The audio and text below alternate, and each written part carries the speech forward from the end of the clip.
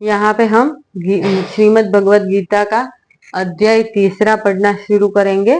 तीसरे अध्याय का नाम है कर्मयोग और इसमें है 43 श्लोकास।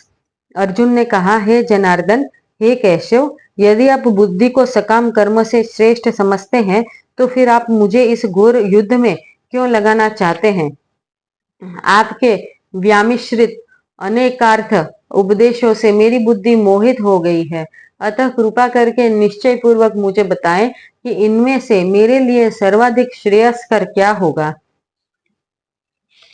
श्री भगवान ने कहा, हे निष्पाप अर्जुन, मैं पहले ही बता चुका हूँ कि आत्म साक्षात्कार का प्रयत्न करने वाले 2 प्रकार के पुरुष होते हैं।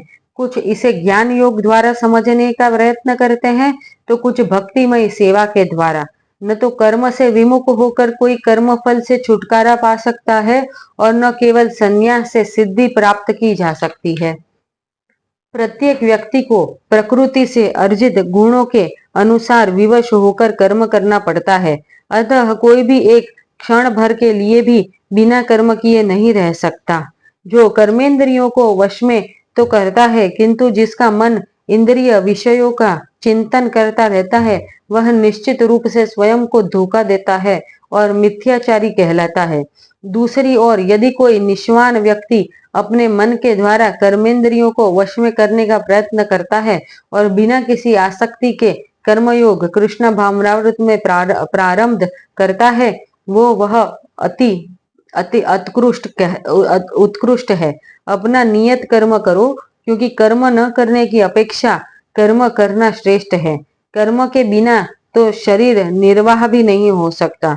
श्री विष्णु के लिए यज्ञ रूप में कर्म करना चाहिए, अन्यथा कर्म के द्वारा इस भौतिक जगत में बंधन उत्पन्न होता है।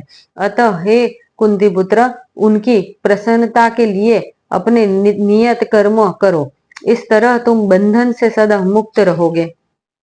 सृष्टि के प्रारंभ में समस्त प्राणियों के स्वामी प्रजापति ने विष्णु के लिए यज्ञ सहित मनुष्यों तथा देवताओं की संततियों को रचा और उनसे कहा, तुम इस यज्ञ से सुखी रहो, क्योंकि इसके करने से तुम्हें सुखपूर्वक रहने तथा मुक्ति प्राप्त करने के लिए समस्त वांछित वस्तुएं प्राप्त हो सकेंगी। यज्ञों के द्वारा प्रसन्न होकर देवता तुम्हें भी प्रसन्न करेंगे और इस तरह मनुष्य तथा देवताओं के मध्य सहयोग से सबों को संपन्नता प्राप्त होगी। जीवन की विभिन्न आवश्यकताओं की पूर्ति करने वाले विभिन्न देवता यज्ञ संपन्न होने पर प्रसन्न होकर तुम्हारी सारी आवश्यकताओं की पूर्ति करेंगे, किंतु जो इन उपहारों को देवताओं को अर्पित किए बिना भोगता है, वह निश्चित रूप से चोर है। भगवान के भक्त सभी प्रकार के पापों से मुक्त हो जाते हैं, क्योंकि वे यज्ञ में अर्पित किए भोजन प्रसाद को ही खाते हैं। अन्य लोग जो अपने इंद्रिय सुख के लिए भोजन बनाते हैं, वे निश्चित रूप से पाप खाते हैं। सारे प्राणी अन्न पर आश्रित है, जो वर्षा से उत्पन्न होता है। वर्षा यज्ञ संपन्न करने से होती है और यज्ञ नियत कर्मों से उत्पन्न होता है। वेदों में नियमित कर्मों का विधान है और ये वेद साक्षात श्री भगवान पर ब्रह्म से प्रकट हुए हैं। फलत सर्वव्यापी ब्रह्म यज्ञ कर्मों में सदा स्थित रहता है। हे प्रिय अर्जुन, जो मानव जीवन में इस प्रकार वेदों द्वारा स्थापित यज्ञ चक्र का पालन नहीं करता, वह निश्चय ही पापमय जीवन व्यतीत करता है। ऐसा व्यक्ति केवल इंद्रियों की तुष्टि के लिए व्यर्थ ही जीवित रहता है, किंतु जो व्यक्ति आत्मा में ही आनंद लेता है तथा जिसका जीवन आत्म साक्षात्कार युक्त है, जो अपने ही में ही पूर्णतया संतुष्ट रहता है, उसके लिए कुछ करणीय कर्तव्य नहीं होता। स्वरूप सिद्धि व्यक्ति के लिए न तो अपने नियत कर्मों को करने की आवश्यकता रह जाती है, न ऐसा कर्म न करने का कोई कारण ही रहता है। उसे किसी अन्य जीव पर निर्भर रहने की आवश्यकता भी नहीं रह जाती।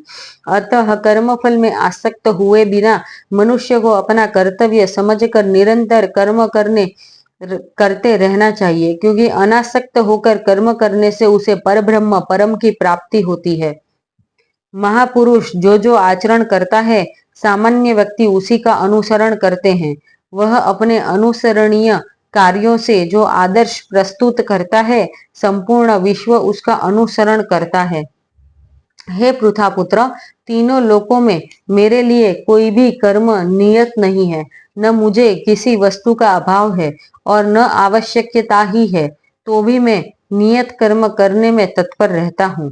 क्योंकि यदि मैं नियत कर्मों का सावधानी पूर्वक न करूं, तो हे पार्थ, यह निश्चित है कि सारे मनुष्य मेरे पथ का ही अनुगमन करेंगे। यदि मैं नियत कर्म न करूं, तो ये सारे लोग नष्ट हो जाएं। तब मैं अवांछित जन समुदाय वर्ण संकर को उत्पन्न करने का कारण हो जाऊंगा और इस तरह संपूर्ण प्राणियों की शांति का विनाशक बनूंगा। जिस प्रकार अज्ञानी जन फल की आसक्ति से कार्य करते हैं, उसी तरह विद्वान जनों को चाहिए कि वे लोगों को उचित पथ पर ले जाने के लिए अनासक्त रहकर कार्य करें। विद्वान व्यक्ति को चाहिए कि वह सकाम कर्मों में आसक्त अज्ञानी पुरुषों को कर्म करने से रोके नहीं, ताकि उसके मन विचलित न हो। अपूति भक्ति भाव से कर्म करते हुए वह उनमें सभी प्रकार के कार्यों में लगाए, जिससे कृष्ण भावनामृत का क्रमिक विकास हो। जीवात्मा अहंकार के प्रभाव से मोहग्रस्त होकर अपने आप को समस्त कर्मों का कर्ता मान बैठता है, जबकि वास्तव में वे प्रकृति के तीनों गुणों द्वारा संपन्न किए जाते हैं।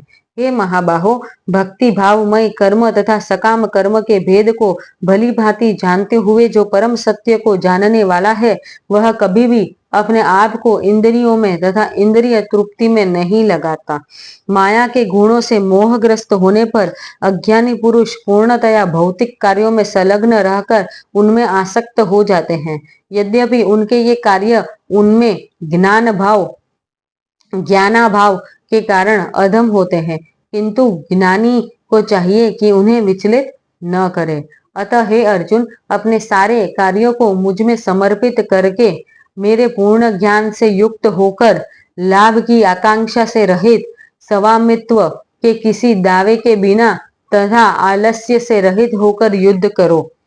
जो व्यक्ति मेरे आदेशों के अनुसार अपना कर्तव्य करते हैं और ईर्ष्या रहित होकर उस उपदेश का श्रद्धा पूर्वक पालन करते हैं, वे सकाम कर्मों के बंधन से मुक्त हो जाते हैं। किंतु जो ईर्ष्यावश इन उपदेशों की उपेक्षा करते हैं और इनका पालन नहीं करते, उन्हें समस्त ज्ञान से रहित, दिग्भ्रमित तथा सिद्धि के प्रयासों में नष्ट भ्रष्ट समझना चाहिए। ज्ञानी पुरुष भी अपनी प्रकृति के अनुसार कार्य करता है, क्योंकि सभी प्राणी तीनों गुणों से प्राप्त अपनी प्रकृति का ही अनुसरण करते हैं। भला दमन से क्या हो सकता है? प्रत्येक इंद्रिय तथा उसके विषय से संबंधित राग द्वेष को व्यवस्थित करने के नियम होते हैं। मनुष्य को ऐसे राग तथा द्वेष के वशीभूत नहीं होना चाहिए, क्योंकि ये आत्म साक्षात्कार के मार्ग में अवरोधक है। अपने नियत कर्मों को दोषपूर्ण ढंग से संपन्न करना भी अन्य के कर्मों को भली भांति करने से श्रेयस्कर है। स्वीय कर्मों को करते हुए मरना पराये कर्मों में प्रवृत्त होने की अपेक्षा श्रेष्ठतर है, क्योंकि अन्य किसी के भी मार्ग का अनुसरण भयावह होता है। अर्जुन ने कहा, हे वृषणवंशी, मनुष्य न चाहते हुए भी पाप कर्मों के लिए प्रेरित क्यों होता है? ऐसा लगता है कि उसे बलपूर्वक उनमें लगाया जा रहा हो। श्री भगवान ने कहा, हे अर्जुन, इसका कारण रजोगुण के संपर्क से उत्पन्न काम है, जो बाद में क्रोध का रूप धारण करता है और जो इस संसार का सर्वभक्षी पापी शत्रु है। जिस प्रकार अग्नि धुएं से, दर्पण धूल से और अथवा भ्रूण गर्भाशय से आवृत रहता है, उसी प्रकार जीवात्मा इस काम की विभिन्न मात्राओं से आवृत रहता है। इस प्रकार ज्ञानमय जीवात्मा की शुद्ध चेतना उसके काम रूपी नित्य शत्रु से ढकी रहती है, जो कभी भी तुष्ट नहीं होता और अग्नि के समान जलता रहता है। इंद्रिया, मन तथा बुद्धि इस काम के निवास स्थान में इनके द्वारा यह काम जीवात्मा के वास्तविक ज्ञान को ढककर उसे मोहित कर लेता है। इसलिए हे भरतवंशियों में श्रेष्ठ अर्जुन, प्रारंभ में ही इंद्रियों को वश में करके इस पाप के महान प्रतीक काम का दमन करो और ज्ञान तथा आत्म साक्षात्कार के इस विनाशकर्ता का वध करो। कर्मेंद्रियां जड़ पदार्थ की अपेक्षा श्रेष्ठ है। मन इंद्रियों से बढ़कर है, बुद्धि मन से भी उच्च है और वह आत्मा बुद्धि से भी बढ़कर है। इस प्रकार हे महाबाहु अर्जुन, अपने आप को भौतिक इंद्रियों, मन तथा बुद्धि से परे जानकर और मन को सावधान आध्यात्मिक बुद्धि कृष्ण भावनावृत से स्थिर करके आध्यात्मिक शक्ति द्वारा इस काम रूपी दुर्जय शत्रु को जीतो। यहाँ पे हमारा तीसरा अध्याय समाप्त होता है।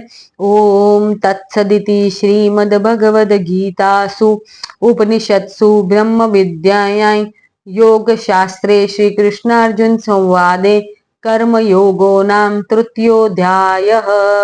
ओम श्री कृष्णार्पणमस्तु। हरे कृष्णा। धन्यवाद।